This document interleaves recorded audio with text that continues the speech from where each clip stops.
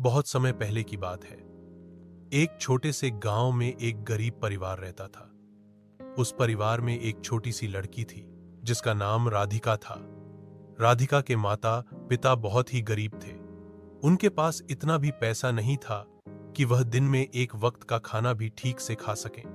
उनके घर की हालत इतनी खराब थी कि बरसात में छत से पानी टपकता था और सर्दी में हवा दीवारों से आर पार हो जाती थी। लेकिन इतनी गरीबी के बावजूद राधिका के दिल में एक बहुत बड़ा सपना था। वह बचपन से ही एक बड़ी गायिका बनना चाहती थी। उसे गाने का बहुत शौक था। वह गांव के मेले में या किसी शादी ब्याह में होने वाले भजन कीर्तन में सबसे आगे रहती थी। लेकिन उसके सपने को किसी ने भी गंभीरता से नहीं लिया। उसके रिश्तेदार तो दूर की बात, गांव के लोग भी उसका मजाक उड़ाते थे। लोग कहते थे कि अरे, यह गरीब लड़की क्या सिंगर बनेगी, इसके घर में तो खाने तक के लाले पड़े हैं।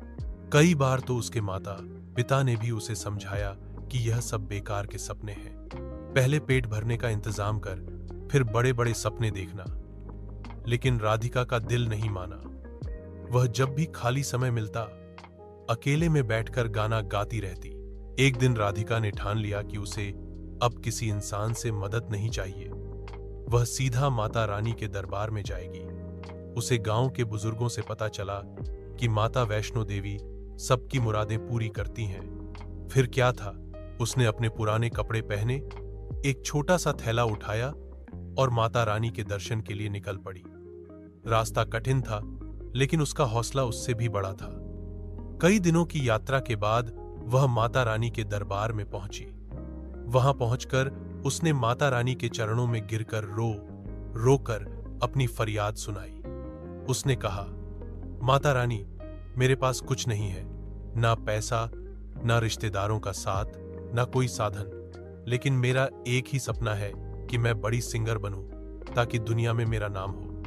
मैं आपकी शरण में आई हूं, मुझे आशीर्वाद दीजिए माता। कहते हैं कि सच्चे दिल से मांगी हुई मुराद कभी खाली नहीं जाती। माता रानी ने राधिका की पुकार सुन ली।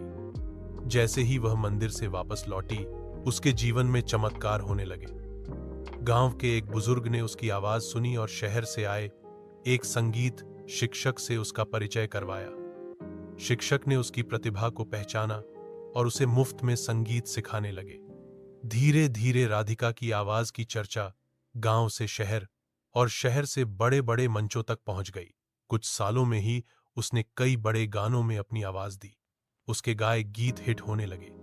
लोग उसे प्यार देने लगे।